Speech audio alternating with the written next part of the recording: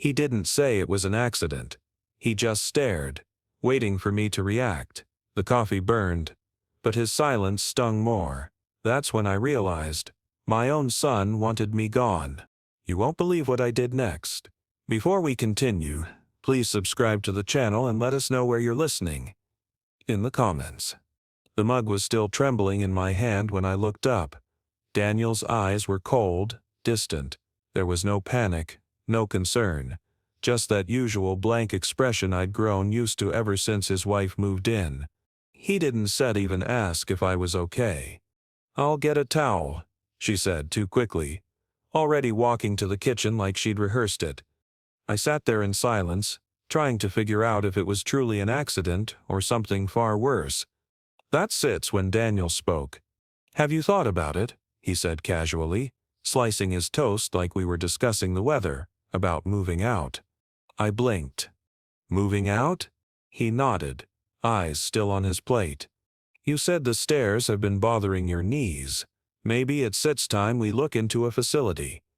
Somewhere with support. 24/7's care. Comfort." My hand was still wet. I wiped it with the napkin they'd placed just slightly out of reach. I wanted to say something, but I couldn't. Not because I was shocked, but because I had expected this day. I just didn't think it would be so soon. "I said fine right here," I muttered. "This is my home." His wife returned, pressing a damp towel against my arm like she was dabbing off spilled soup. Her touch was polite, not kind. "Of course it's your home, Dad," she said. "We just want what's best for you." That's what they always say right before they take it all. She sat back down, and for the next 10 minutes we ate in silence. I could hear the scrape of forks, the distant hum of the fridge, and my own thoughts unraveling. Daniel cleared his throat. "We could schedule a tour. Just a look. Nothing final." I didn't respond. Not because I didn't have words, but because if I started speaking, I wouldn't stop. And some truths are better delivered in silence. They think I'm old. And maybe I am. But I'm not stupid. I see the way she looks around this house, like it's already hers. Like I'm the last thing in the way. And Daniel?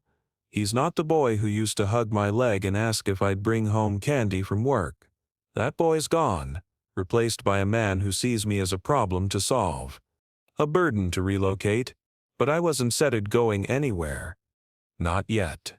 I excused myself after breakfast, climbed the stairs slowly, one creaking step at a time. I knew they were watching me, counting my struggles, using them as proof.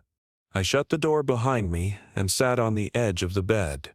The burn on my hand was still warm, but it wasn't the worst part. The worst part was knowing that if I had died that morning, they would have used the same towel to clean the table. No tears, no guilt. Just space. That wasn't the first time they tried to push me out. I wasn't supposed to hear the voicemail, but Daniel forgot to delete it.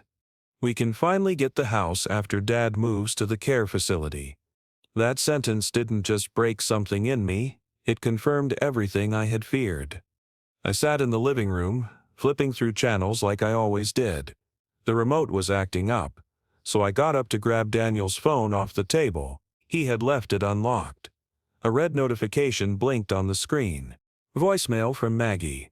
I didn't mean to listen, but I did. I called the place. They got a room available for mid-June. "Just tell your dad it's for his safety. Once he out, we can move things around, repaint, refurnish, finally make the place feel like ours." Our place. They were planning my exit like it was a furniture delivery. The phone slipped slightly in my hand. I stared at it, waiting, hoping there was more. There was. "You deserve it, babe.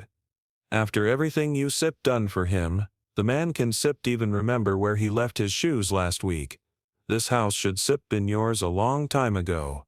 I remembered where I left my shoes. I also remembered every brick I paid for when I built this place. I didn't say a word that night. I just handed the phone back like nothing happened.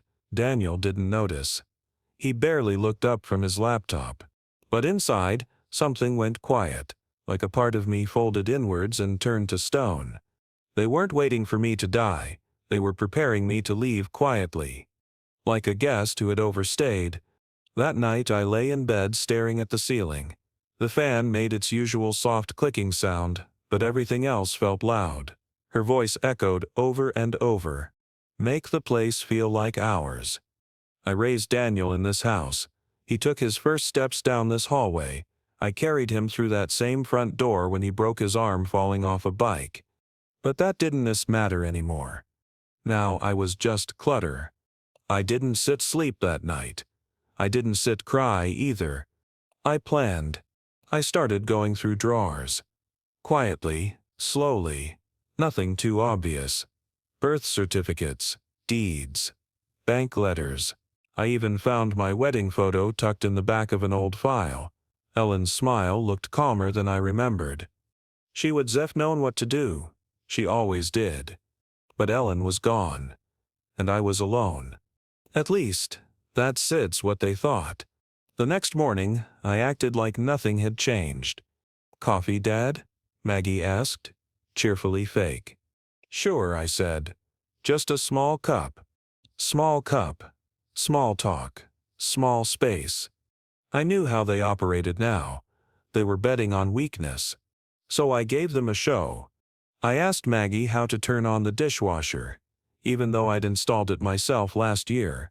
I called Daniel from upstairs to help me find my glasses, though they were right on the table. Every time I fumbled, I could feel them exchange glances behind me. They thought I was slipping. They thought they had time. But time was the only thing I still had control over. I began documenting things. Quietly. Notes in a locked drawer. Dates. Words. Phone calls. I took pictures of the medicine cabinet, just in case they claimed I'd forgotten my prescriptions. I wasn't preparing for war. I was preparing for clarity. Because the day would come when their voices turned soft again, when they speak gently, like caregivers. When they say it's time, Dad. We found a place that will take good care of you. And when that day came, I be ready. One night, while Daniel was out, Maggie came to the living room. She sat beside me too close, like we were family. "Have you thought more about what we discussed? About a safer space, something quieter?" I turned to her and nodded slowly. "I think I might," I said. "It's all getting a bit too much." She smiled like a wolf pretending to be a nurse. It's good, Dad. I really think you feel more at peace." I held her gaze for a moment too long. Peace is something I've been thinking about a lot lately. She didn't understand what I meant. Not yet. The next morning, I started withdrawing, but not from them. 10 years ago, I walked into Helen's office with nothing but an old briefcase and a quiet fear. I didn't say much that first meeting. Just told her I had one son, a decent pension, and a gut feeling that maybe, just maybe, I wouldn't be able to trust either forever. She didn't ask for details. She just nodded and opened a new file in my name.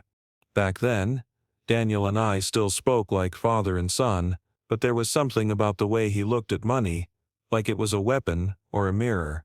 I saw it early, long before he knew I was watching. So I made a decision. I started setting things aside. Not just money, protection, a trust, a backup, an escape route in case the people I loved ever turned against me. And now, 10 years later, I was finally ready to use it. Helen answered on the second ring. "It's been a long time, Mr. Harrison," she said.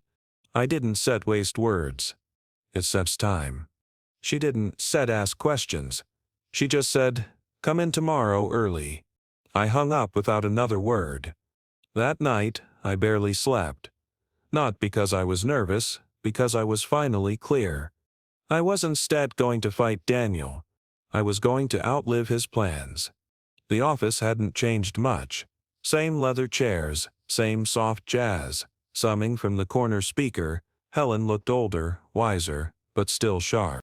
"Are you ready to do this quietly or loudly?" she asked. "Quiet," I said. "They said only find out when it's too late." We started with the house. Full reassignment into a private trust, one he couldn't touch, contest, or reverse. Then the will, not the generic one Daniel had on file from years ago where everything flowed to him. This one was different. The house would go to a veterans foundation. The savings to a shelter program. The pension, just enough to keep me afloat, comfortably alone. I don't want them to get anything, I said. Helen paused. Not even a symbolic amount? No.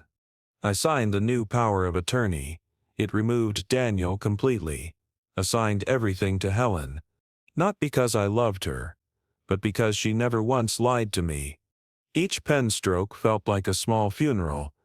Not for me, but for the version of my son I used to believe in. We moved to bank authorizations next. I locked every account, changed passwords, redirected mail. Helen had a team. Discreet. Quick. I told no one. Not a whisper to the neighbors. Not even to old friends at the market. This was mine alone. And in the middle of it all, Helen looked up. You know, she said, most people your age come in to make peace. You're here to protect yourself. I smiled. I think peace is overrated. She didn't argue. By the time I walked out, I had become legally invisible. To Daniel, I was still the confused old man who couldn't remember where he parked the car last week. But in the eyes of the law, I was now untouchable. That weekend they tried again. Maggie brought brochures. Just take a look, she said sweetly. There's Sip's one with a view of the garden. You used to love gardens. I nodded. Flipped through the pages like I cared. This one looks peaceful, I said. She beamed. See? You Sitch are already warming up to it. Daniel chimed in, we can schedule a visit this week if you're up for it. I sipped my tea. Let me sleep on it. But I didn't sleep that night. I scanned and rechecked every file Helen gave me. Made sure every clause had a clause behind it. Every door locked from the inside. Then I sat down at my desk and wrote a letter. Not for Daniel. For myself. A record. Not of betrayal, but of memory. Just in case they ever tried to twist the story, I wanted my voice to remain. And I made sure none of it could be undone. I started walking slower. Not because my legs hurt, but because I wanted them to see it. I began asking simple questions twice. Forgot names I knew. Pretended the microwave confused me. At first, they looked concerned, but then they started smiling through it. Smiling like caretakers, like winners. Poor Dad, Maggie said one afternoon, glancing at Daniel while stirring her coffee. He used to be so sharp. Used to be. That phrase alone told me everything I needed. I waited a beat, looked up from the newspaper I wasn't reading and mumbled, "What day is it again?" Daniel reached for his phone, barely hiding his smirk. "Thursday, Dad." Don't worry, we got everything under control. That was the point, wasn't? Said it? They wanted control, so I let them think they had it. At dinner I'd stare blankly at the TV and ask if the news was real or a rerun. In the hallway I'd pause in front of the coat rack and pretend I forgot which one was mine. Little acts. Small cracks in the glass. They thought they were smart enough to step through. One night I stood at the sink longer than I needed. Daniel walked in behind me. "You okay?" he asked. I turned slowly, blinked twice, and said, "This isn't my kitchen, is it?" He laughed. Not out loud. Just a small sound in his throat, like satisfaction being swallowed. "We'll take care of everything when you're gone," he said, not even blinking. He said it like a joke. But I felt the honesty in it. I nodded slowly. It's good. I trust you completely." I held his gaze longer than he expected. He walked out first. The next morning, Maggie handed me a calendar. It had colored boxes and reminder notes for vitamins, blood pressure pills, doctor visits. She spoke to me like a nurse, not a daughter-in-law. "We just want to help you stay on top of things." "I appreciate it," I said softly. They had no idea they were being watched while thinking they were watching me. And I made sure to reward their assumptions. I stayed quiet when they whispered in the hallway. I didn't set react when Maggie left elder care brochures on the coffee table. I didn't set confront Daniel when I saw him standing outside the garage, pacing on the phone, saying things like, "The appraised value came in higher than we thought." Instead, I asked him later if we still had that old lawn mower I used when he was 10. He looked at me like I was fading fast. That's what I wanted. The more they believed I was fading, the more careless they became. He waited until after dinner. The dishes were still in the sink, the news was murmuring in the background, and I was halfway through my tea when Daniel walked in holding a large white envelope. He sat down across from me, placed the envelope gently on the table like it was something delicate, something that needed my care. "It's just a small agreement, Dad," he said, smoothing the edge with his fingers. "Just sign here. It'll help us handle things better." I looked at it but didn't touch it. "What kind of agreement?" "Nothing major," he said too quickly. "Just some property stuff, tax simplification. You know how messy things can get if something happens to you suddenly." I smiled. "Something like what?" He chuckled nervously. "I just mean, God forbid, if something happened, Maggie and I want to make sure your accounts in the house are handled properly. It sets for peace of mind." Peace of mind. That phrase had started to sound like a warning. He pushed the envelope closer to me, nudging it with 2 fingers like he was sliding a bill to a stranger. "It's already filled out. Just your signature here. That's all." I took a breath, reached forward, slid the envelope toward me slowly. "You know," I said, "your mother once asked me what my biggest fear was." He leaned back, confused. "What sep did you say?" I opened the flap and glanced at the top page. His name was bolded, mine was small, like a footnote. "I told her it wasn't set dying," I said, folding the paper back up. "It was being erased while still alive." Daniel blinked. "Dad," I said, "I'm just trying to make sure." "No?" I interrupted, calmly. He stiffened. I tapped the envelope. "You've been preparing for this," slowly. "First the Thesha care brochures, Sitchet and the calendar, then the realtors calling me by accident." His eyes dropped. Just for a second. "I know what this is, Daniel." There was silence. I let it sit. I wanted him to squirm, but I also wanted him to think he still had a chance. So I softened my tone. "But I trust you," I said. "You said you're my son. I know you wouldn't do anything that wasn't set for my best interest." He looked up, hope flickering. I said, "I'm glad you see that." He said, "Really? It'll just make things easier." I nodded. Then I sign. I watched his shoulders drop. Just slightly. He stood up, patted my shoulder and said, "I'll get a pen." While he went to the drawer, I stared at the paper. It was exactly what I thought it would be. A transfer. A pre-authorization. The kind of document that with one signature would turn me from owner to occupant. From father to liability. He returned and handed me the pen. I held it like it was loaded. Then I wrote my name. Slowly, carefully. And I smiled while doing it. "Thanks, Dad," he said, sliding the paper back quickly like he was afraid I might change my mind. He left the room without looking back. But what he didn't know was that I had already signed papers of my own, with a completely different outcome. Helen had made sure of it. A trust, a separate legal structure, fully sealed, notarized and protected. His agreement meant nothing now. Nothing but proof of his intent. Later that night, I sat in my room and opened my own folder. Everything was in place. And tomorrow I'd make copies. Mail one to my lawyer, keep one in the fireproof box, one in the bank. And maybe I'd leave one somewhere Daniel could find after I'm gone. Just so he'd know I was never as blind as he thought. So I signed, just not the one he gave me. It started with tea and soft music. Always does. Maggie brought out the china set. She never used. said it made the moment feel more elegant. I sat on the recliner, same one they always tried to move to the corner, and watched her stage everything like a play. Then she said it. We thought it might be helpful to do a little rehearsal. A rehearsal? I asked. Daniel smiled politely, like a funeral director trying to look gentle. For your will, he said. Just to prepare, Dad. You know, make it easier when the time comes. I set my cup down. When the time comes.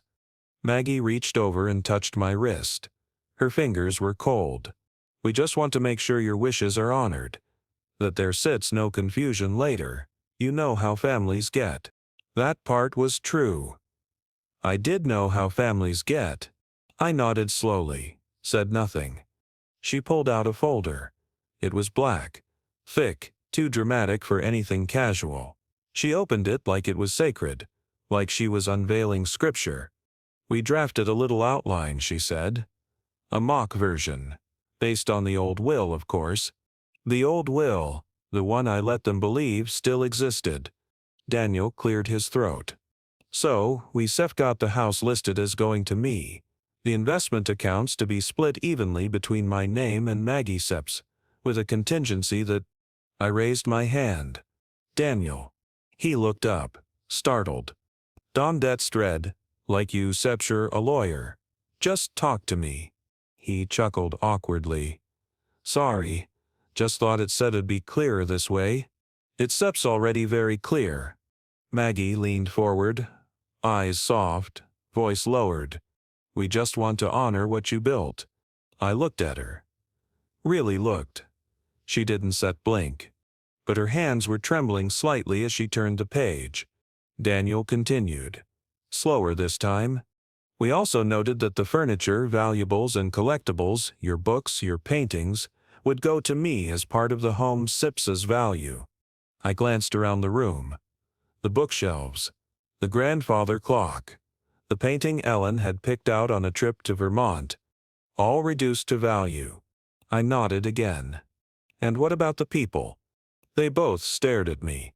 What do you mean? Daniel asked. I looked down at the cup in my lap. When I go, who do I become in your story? The burden you cared for? The man who gave you this house? Or the senile old fool who couldn't keep track of his own name? Maggie bit her lip. Daniel shifted. That Sip's not fair, Dad. I said I'm just rehearsing. I said, smiling thinly. There was a pause long enough to hear the refrigerator click. Then Maggie leaned forward again. I know this feels strange, but we love you. You Sip's always been a part of this family, Dad. That word, always, rang hollow. She turned to the last page. This is where you sign. Just as a mock, of course. Of course. I took the pen she offered, held it between my fingers, like it weighed something. And I smiled. Thank you, I said. For loving me enough to plan this. She smiled back, a little too quickly. I didn't sign. I placed the pen down gently. I think I sleep on it. I said.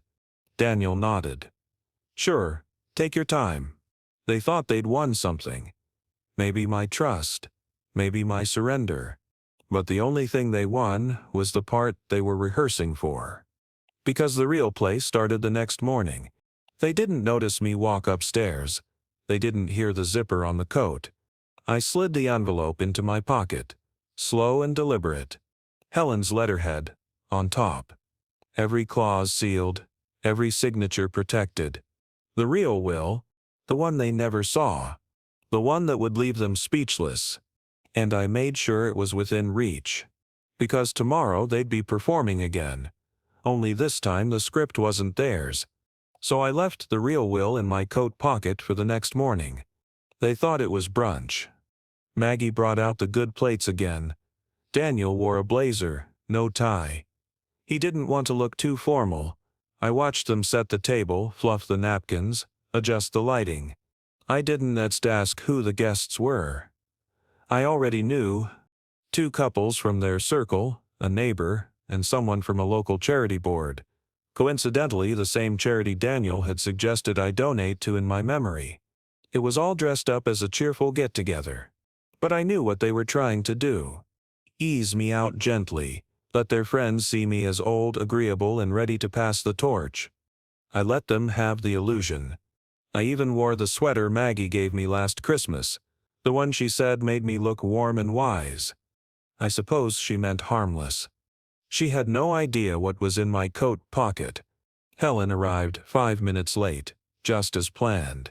She didn't knock, just walked in like she belonged. Daniel turned. "Oh, Helen, good to see you," he said. "Dad didn't say you were joining us." I stood up, slow and steady. "She sits not here for brunch." Helen smiled politely. She was holding a sealed envelope, thick, heavy. 2 more people stepped in behind her. They didn't speak. Daniel glanced at them. Friends of yours?" "Witnesses," I said. The room went still. Maggie stopped mid-pour, the juice glass trembling slightly in her hand. "Witnesses," she repeated. I reached into my coat and took out the envelope. "Let's not waste food," I said. "But before we eat, there's something I need to read aloud."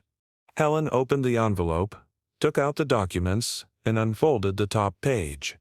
Her voice didn't waver. "This is the official will and legal declaration of Mr. Harrison, effective immediately." Daniel tried to smile. "Dad, you didn't say you were making changes." Helen kept reading. "All properties, accounts, and investments are to be donated to the National Veteran Septed Welfare Foundation, with exception of a private pension fund reserved solely for Mr. Harrison Septa's living expenses." Silence.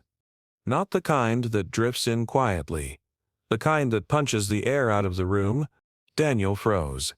His lips parted, but nothing came out.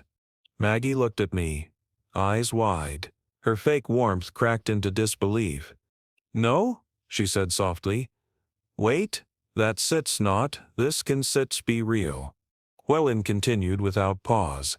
"All legal power of attorney is reassigned to Helen Langley, effective immediately. All family-based claims to assets are dissolved as of the date of this signature." Daniel stepped forward. "This isn't funny." "It's not a joke," I said calmly. "You made this decision without telling us?" He snapped. "You made plans without asking me," I replied. One of the guests cleared his throat and reached for his coat. Maggie turned toward Helen, desperate now. "This has to be a misunderstanding. We had everything settled. He signed something." Helen didn't flinch. "That signature was on a draft document. Unfiled. This one is final, witnessed, notarized, and enforceable." Daniel Sip's hands clenched. "You tricked us." "No," I said. "You rehearsed a funeral. I just flipped the script." Another guest stood up quietly and excused himself. The others followed. No one touched the food. Helen turned the page. "There sips more," she said. I looked at Daniel. He looked at the floor. And that was only the first page. Helen didn't wait. She opened the second folder slowly, looked up at Daniel, then at Maggie. "This document is dated and registered. It is a formal eviction notice." Maggie Sips's mouth parted. "Eviction." Daniel blinked like he hadn't heard the word before. "You stir joking." Helen shook her head. "As per the legal transfer of this property into the Veteran Cest Welfare Trust, you no longer hold residence here. You have 30 days to vacate." The room didn't make a sound. Just the slow tick of the grandfather clock. The same clock Daniel once asked if we could sell, since it didn't match the new furniture. I looked down at my coffee, still warm, still full. I brought it to my lips and took a sip. It tasted better than I remembered. Maggie stepped forward, eyes wide, voice shaking. "You can do this. We live here." Helen didn't flinch. "You lived here under assumption of inheritance, but no ownership transfer was filed, and no rent was ever paid. As of this moment you are tenants without a lease." Daniel Sip's hands balled into fists. "This is my house," he said. "I maintained it for years." I set the cup down gently. It was never yours. You just forgot that. He turned to me, eyes glassy, red. You gave it to me. No, I said flatly. You took it before I was gone. His voice cracked. We raised our kids here. You planned to send me to a facility, I replied. Then sell this place while I was still alive. Maggie broke. We didn't mean it like that. We were just trying to make things easier. Easier for who? I asked. She started crying. Maybe for real this time. But it didn't matter. Intentions are written in what people whisper when they think you're not listening. Daniel looked at Helen. We settle fight this. We settle take it to court. You can, she said calmly. But you win. She handed him the document. He took it, held it like it was burning. I could see his mind unraveling, calculating, scrambling, trying to figure out if he'd misunderstood something. He hadn't sat. He sat down slowly, like his legs stopped working. You could talk to me, he said. I stared at him. You could treated me like your father. His eyes met mine, and for the first time in years, he didn't look like a man trying to win. He looked like a boy who finally realized he lost something.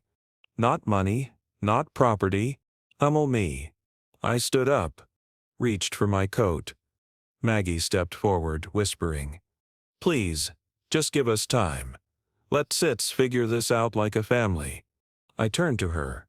You stopped being a family when you rehearsed my goodbye. She looked down. Daniel didn't speak again. Helen packed the documents back into her folder. The two witnesses stood quietly by the door, holding the silence like guards. I walked past them all. No one tried to stop me. No one said goodbye. I paused at the entryway, looked around the house once more. Every photo on the wall, every chipped baseboard, every memory that no longer felt safe. Then I opened the door, and I walked out, but not alone.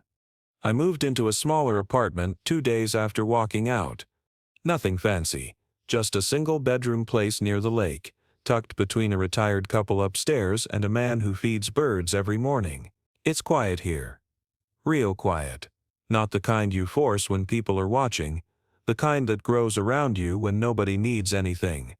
The first night was hard. Not because I missed the house, but because I finally let myself feel what it was like to lose people while they were still alive. The silence in that apartment wasn't hollow. It was earned.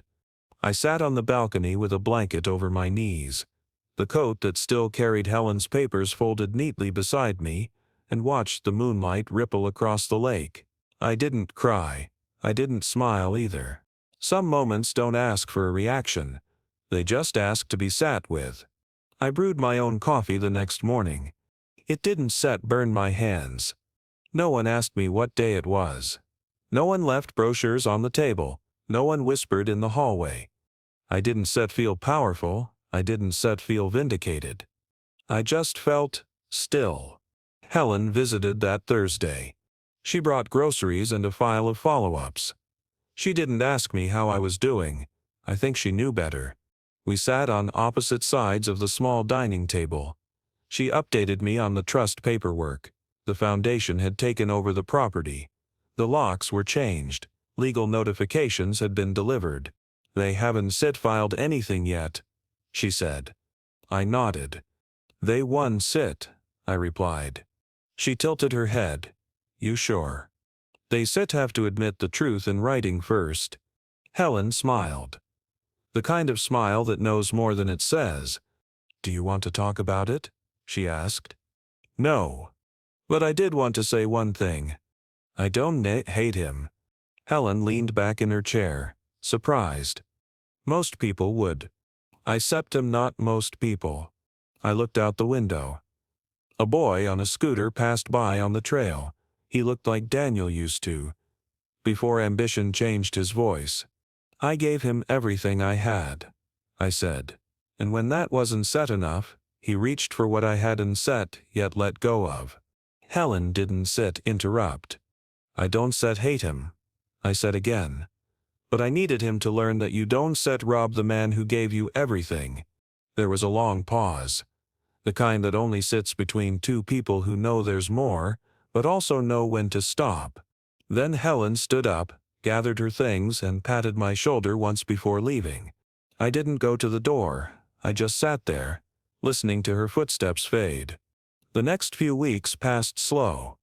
I rearranged the furniture twice, took long walks, started feeding the birds when the man upstairs forgot. I watched a couple argue in the parking lot once. It made me think about Ellen, about the fights we never had, about the words we left unsaid. One night I found the old wedding photo again. It had been tucked in one of the folders Helen gave me. Ellen's eyes still had that shine. I placed it on the small table next to the window. Not for display, just for company. 2 months later I got a letter in the mail. No return address. But I knew the handwriting. Daniel. I didn't open it right away. Left it on the table for a whole day. Just stared at it every time I passed by. The next morning I opened it with my coffee. It wasn't set long. Just 2 paragraphs. He didn't ask for anything. Didn't apologize either. He said the house felt empty without voices in the hallway. That Maggie had started sleeping on the couch. That they said enrolled the kids in therapy. That maybe things got lost in translation. That was the line that stayed with me. Lost in translation? As if betrayal was just a miscommunication. I folded the letter, placed it back in the envelope, and slid it into the drawer with Ellen's photo. I didn't reply. Because sometimes silence is the only way to be understood. Weeks passed. Helen still visited every Thursday. Sometimes we talked. Sometimes we didn't sit. Sometimes we just sat in the same room while the radio played songs too old for either of us to remember the names. I started writing again. Nothing grand. Just memories. 1-page letters to no one. Observations. Things I wish I'd said when my voice still mattered in that house. One entry read, "They didn't steal the house. They evicted themselves from my love.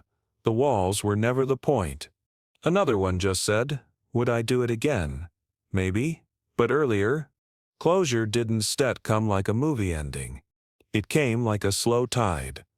Not loud, not fast. Just inching in, until everything old was finally covered. One afternoon, I walked by a father and son arguing outside a gas station. The son cursed, slammed the car door. The father didn't yell, just looked down at his shoes. I knew that posture. The shame of having given everything and still being seen as not enough. That's when it hit me. Closure isn't something you receive. It's something you decide to stop chasing. That night I made peace with something I hadn't said out loud before. I still love Daniel. But love doesn't mean trust. And trust doesn't mean return. It means you give, and if it's returned, you build. And if it not, you walk. Helen brought me a birthday cupcake the following week. I let her light the candle. She asked me to make a wish. I looked at the flame for a long time. Then I blew it out without thinking. Later that evening she asked me if I ever wondered whether I'd gone too far.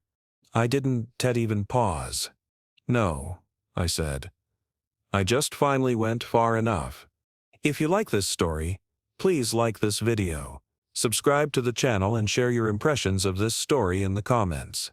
To listen to the next story, click on the box on the left.